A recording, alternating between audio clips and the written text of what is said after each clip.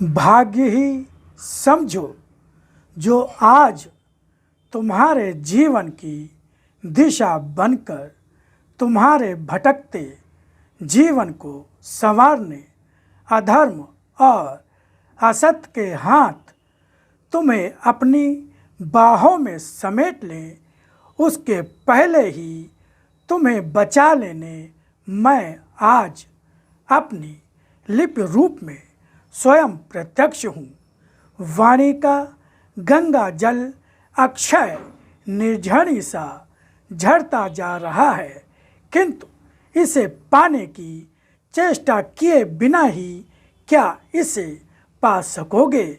इस गंगा जल से अपना मन संवारो और देखो वे वासनाएं, दुष्कल्पनाएं जिन्हें चाह कर भी बांध पाना संभव नहीं हो पाता था, किस प्रकार कितनी आसानी से बंध जाएंगे, सुनकर विश्वास भी नहीं कर सकोगे।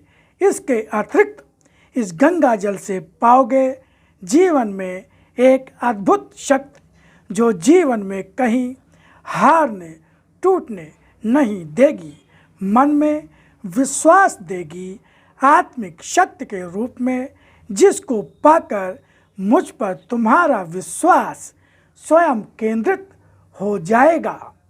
मनुष्य का रूप जितना ही संवरेगा, युग स्वतः बदलता जाएगा, अन्याय स्वयं कम होता जाएगा।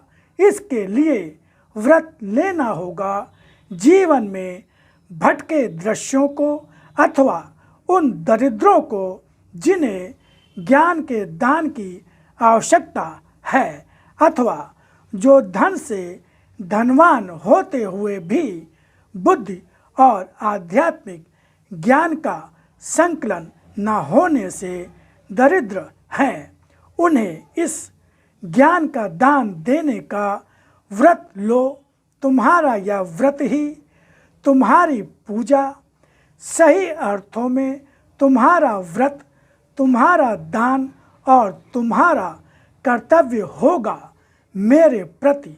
जो तुम्हारे पास है अथवा जो भाग्य से आज पा गए हो, उसे अन्यों को भी देने का प्रयास करो।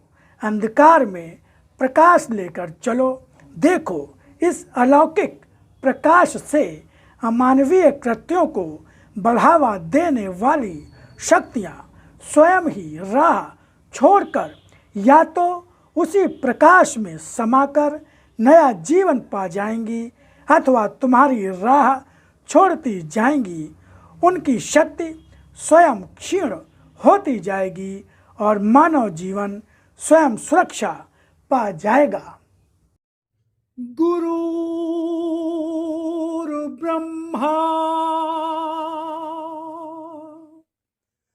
गुरुर्विष्णु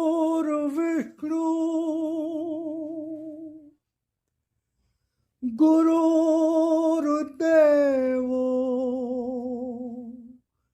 महेश्वरा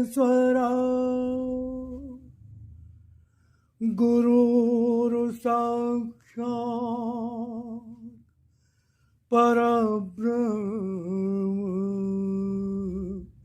तस्मै श्री गुरुवे नमः।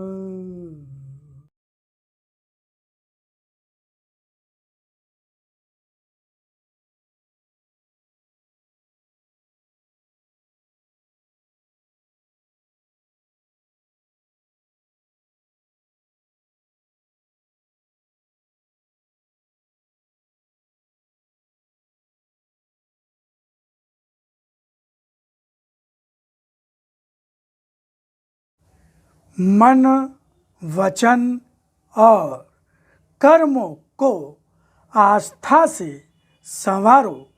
इस पर वाणी का गंगा जल छिड़को। देखो वासनाओं और दुष्कल्पनाओं से बसा तुम्हारा मन, जो तुम्हारे शरीर को ही सामान्य स्थिति नहीं दे पा रहा था, कभी मन से भटक रहे थे, कभी बुद्धि से, कभी मानसिक तनाव से कष्ट पा रहे थे, कभी अनिद्रा से, कभी शारीरिक रोगों से पीड़ित होकर कष्ट पा रहे थे, कभी कुछ ऐसी पीड़ा से छटपटा उठते थे जिसका कारण स्वयं तुम भी नहीं जानते, किंतु उन सभी का कारण क्या था, क्या कभी सोच पाए थे? जब तक मन आधारहीनता का आभास पाता है, हर क्षण उसे इन्हीं स्थितियों से होकर गुजरना पड़ता है। इसीलिए कहता हूँ कि अपने मन पर सबसे पहले गंगा जल छिड़कना आवश्यक होगा, और यह गंगा जल आज स्वयं तुम्हारे सामने है, किंतु उसे भी जब तक अपने अंतर पर छिड़कोगे नहीं, उससे अंतर संवरेगा कैसे? उसकी सुगंध से सुवासित किस प्रकार हो सकेगा? भाग्य ही समझो जो आज तुम्हारे जीवन की दिशा बनकर तुम्हारे भटकते जीवन को संवारने, अधर्म और असत्य के हाथ तुम्हें अपनी बाहों में समेट लें, उसके पहले ही तुम्हें बचा लेने मैं आज अपनी लिपि रूप में स्वयं प्रत्यक्ष हूँ। वाणी का गंगा जल अक्षय निर्झरी सा झरता जा रहा है, किंतु इसे पाने की चेष्टा किए बिना ही क्या इसे पा सकोगे? इस गंगा जल से अपना मन संवारो और देखो वे वासनाएं, दुष्कल्पनाएं जिन्हें चाह कर भी बांध पाना संभव नहीं हो पाता था, किस प्रकार कितनी आसानी से बंध जाएंगे। सुनकर विश्वास भी नहीं कर सकोगे। इसके अतिरिक्त इस गंगा जल से पाओगे जीवन में एक अद्भुत शक्ति जो जीवन में कहीं हारने टूटने नहीं देगी, मन में विश्वास देगी, आत्मिक शक्ति के रूप में, जिसको पाकर मुझ पर तुम्हारा विश्वास स्वयं केंद्रित हो जाएगा। यह वाणी का गंगा जल पाओगे जितने रूपों में पाना चाहोगे। इसीलिए अखंड पाठों की परंपरा बांध लेने की बात मैंने बताई है। जीवन के वे क्षण जो मुझे समर्पित करते हो, निश्चित रूप से ही पूजा के क्षण होते हैं। वाणी का निरंतर अध्ययन, मनन और चिंतन तुम्हारे मन पर जो प्रभाव छोड़ेगा, उसको पाकर तुम्हारा जीवन ही बदल जाएगा। तुम्हारे अपनों का जीवन ही बदल जाएगा। साहस पा जाएगा संघर्षों से भरे इस जीवन को जी लेने का। मनुष्य का रूप जितना ही संवरेगा, युग स्वतः बदलता जाएगा, अन्याय स्वयं कम होता जाएगा।